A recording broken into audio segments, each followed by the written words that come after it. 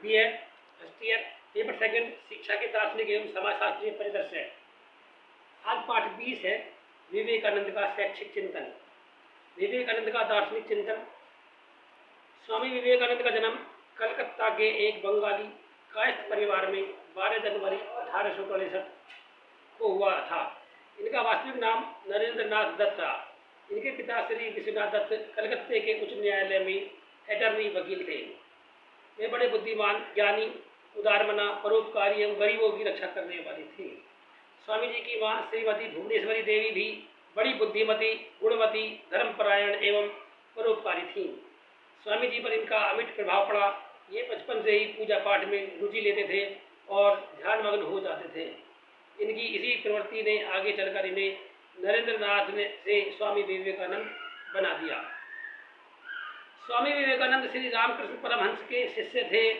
श्री परमहंस ने इस सत्य की अनुभूति की थी कि परमात्मा आत्मा में है और आत्मा परमात्मा में है, और उन्होंने इस सत्य की अनुभूति अपने शिष्य विवेकानंद को भी कराई। इसके साथ साथ श्री विवेकानंद ने वेदों और उपनिषदों का गूढ़ अध्ययन किया था और उनके द्वारा प्रतिपादित सत्यों की जीवन में अनुभूति की गई थी। स्वामी जी के विचार केवल तार्किक ही नहीं है, अपितु अनुभव सिद्ध है। वैदिक धर्म और दर्शन भिन्नताओं का योग है। स्वामी विवेकानंद वेदांत दर्शन को मानते थे। वेदांत के भी 3 रूप हैं, द्वैत, विशिष्टाद्वैत और अद्वैत। स्वामी जी अद्वैत के समर्थक थे। इनके अनुसार द्वैत, विशिष्टाद्वैत और अद्वैत इनमें कोई अंतर नहीं है। ये तीनों वेदांत दर्शन के 3 सोपान हैं, जिनका अंतिम लक्ष्य अद्वैत की अनुभूति ही है। इतना ही नहीं, अपितु स्वामी जी तो विश्व के सभी धर्मों और दर्शनों को अंत में अद्वैत की ओर झुका बताते थे। धर्म और दर्शन के प्रति स्वामी जी का दृष्टिकोण बड़ा वैज्ञानिक था। इन्होंने स्पष्ट किया कि कला, विज्ञान और धर्म एक ही परम सत्य को व्यक्त करने के 3 विभिन्न साधन हैं। एक स्थान पर इन्होंने कहा है, जब विज्ञान का शिक्षक यह कहता है कि समस्त वस्तु में एक ही शक्ति का द्योतक है, तो क्या आपको ईश्वर की याद नहीं आती, जिसके विषय में आपने उपनिषदों में पढ़ा है? और यही तो अद्वैत वेदांत कहता है। अद्वैत वेदांत को ये सार्वभौमिक विज्ञान धर्म कहते थे। इन्होंने वेदांत को आधुनिक परिप्रेक्ष्य में देखने, समझने और उसकी वैज्ञानिक व्याख्या करने का स्तुत्य प्रयास किया है। यही उनके अद्वैत वेदांत का नयापन है, और इसी आधार पर इनके दार्शनिक चिंतन को नव वेदांत कहा जाता है। यहाँ स्वामी जी के नव वेदांत की तत्व मीमांसा, ज्ञान एवं तर्क मीमांसा और मूल एवं आचार मीमांसा प्रस्तुत है। विवेकानंद के नव वेदांत की तत्व मीमांसा। मनुष्य को विवेकानंद शरीर, मन और आत्मा का योग मानते थे, और ये मानते थे कि मनुष्य जीवन के 2 पक्ष हैं, एक भौतिक और दूसरा आध्यात्मिक। ये मनुष्य के भौतिक एवं आध्यात्मिक दोनों पक्षों के विकास पर बल देते थे। इनका कथन था कि जब तक मनुष्य शारीरिक दुर्बलता, अज्ञानता और राजनीतिक दासता से मुक्त नहीं होता, तब तक आत्मिक मुक्ता की ओर नहीं बढ़ सकता।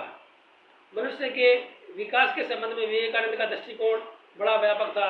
ये मनुष्य के आध्यात्मिक विकास के लिए भारतीय ज्ञान एवं क्रियाओं को आवश्यक मानते थे, और उसके भौतिक एवं आर्थिक विकास के लिए पाश्चात्य ज्ञान, विज्ञान एवं तकनीकी को आवश्यक मानते थे। आज तो ज्ञान किसी देश की सीमा से सीमित नहीं है। आज तो ज्ञान के क्षेत्र में भूमंडलीयकरण हो गया है। विवेकानंद के नवे वेदांत की ज्ञान एवं तर्क मीमांसा।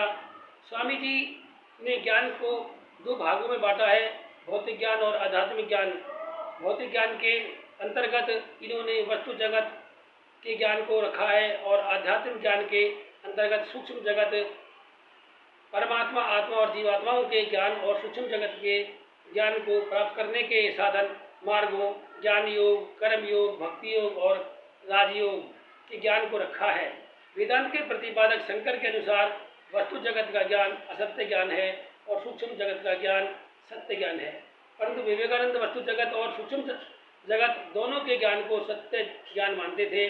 इनका तर्क यह है कि यह वस्तु जगत ब्रह्म द्वारा ब्रह्म से निर्मित है और ब्रह्म सत्य है, तब यह जगत भी सत्य होना चाहिए।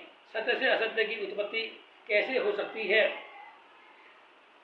अतः इसका ज्ञान भी सत्य ज्ञान की कोटि में आता है। जहाँ तक ज्ञान प्राप्ति के साधनों की बात है, इस संदर्भ में भी स्वामी जी के विचार स्पष्ट हैं। इनके अनुसार वस्तु जगत का ज्ञान प्रत्यक्ष विधि और प्रयोग विधि से होता है और सूक्ष्म जगत का ज्ञान सत्संग, स्वाध्याय और योग द्वारा होता है। योग को तो ये किसी भी प्रकार के ज्ञान, वस्तु जगत अथवा सूक्ष्म जगत के ज्ञान प्राप्त करने की सर्वोत्तम विधि मानते थे। विवेकानंद के नव्य वेदांत की मूल्य एवं आचार मीमांसा। मनुष्य के आचार विचार के संबंध में स्वामी जी का स्पष्ट मत है कि मनुष्य को सदैव सत्य का पालन करना चाहिए और दीनहीनों की सेवा करनी चाहिए। सत्य और सेवा को ये जीवन के आधारभूत मूल्य मानते थे।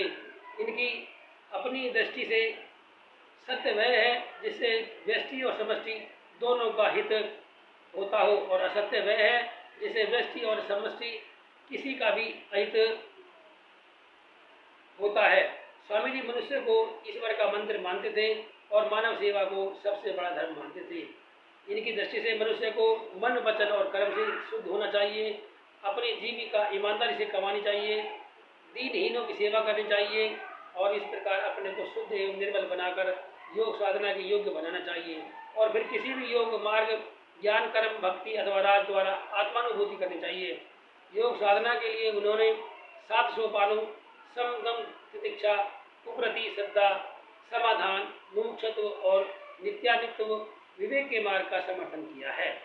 विवेकानंद का शैक्षिक चिंतन। स्वामी विवेकानंद भारतीय दर्शन के पंडित और अद्वैत वेदांत के पोषक थे। ये वेदांत को व्यवहारिक रूप देने के लिए प्रसिद्ध है। इनके दार्शनिक विचार सैद्धांतिक रूप से इनके द्वारा विरचित पुस्तकों में पढ़े जा सकते हैं और इनका व्यवहारिक रूप रामकृष्ण मिशन के जन कल्याणकारी कार्यों में देखा जा सकता है।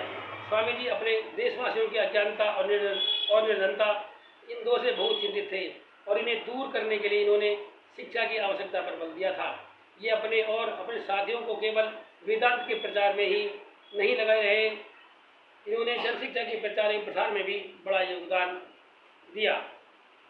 भारतीय शिक्षा को भारतीय स्वरूप प्रदान करने के लिए ये सदैव स्मरण किए जाएंगे।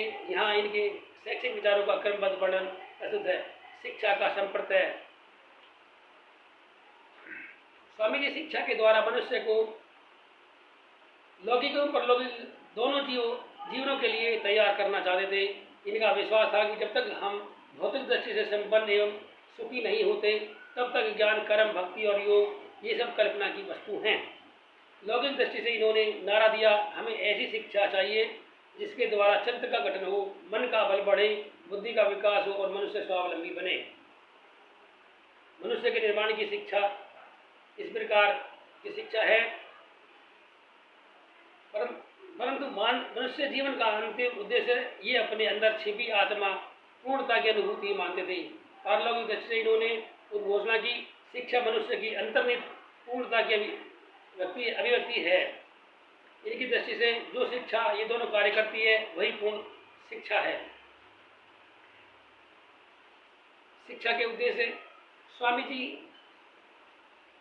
मनुष्य के भौतिक एवं आध्यात्मिक दोनों रूपों को वास्तविक मानते थे, सत्य मानते थे, इसलिए मनुष्य के दोनों पक्षों के विकास पर बल देते थे। इनकी दृष्टि से शिक्षा के द्वारा मनुष्य का भौतिक एवं आध्यात्मिक दोनों प्रकार का विकास होना चाहिए। जो शिक्षा ये दोनों कार्य करे उसे ये पूर्ण शिक्षा कहते थे। अतः स्वामी जी ने शिक्षा के जिन उद्देश्यों पर बल दिया है उन्हें हम इस प्रकार कह सकते हैं: शारीरिक विकास, मानसिक एवं बौद्धिक विकास, समाज सेवा की भावना का विकास, नैतिक एवं चारित्रिक विकास, व्यावसायिक विकास, राष्ट्रीय एकता का, विश्व बंधुत्व का विकास, धार्मिक शिक्षा एवं आध्यात्मिक विकास। ये थे इनके शिक्षा के उद्देश्य। आज के लिए इतना ही। बने रहिए हमारे YouTube चैनल पर, फिर मिलेंगे नए वीडियो नए टॉपिक के साथ। धन्यवाद।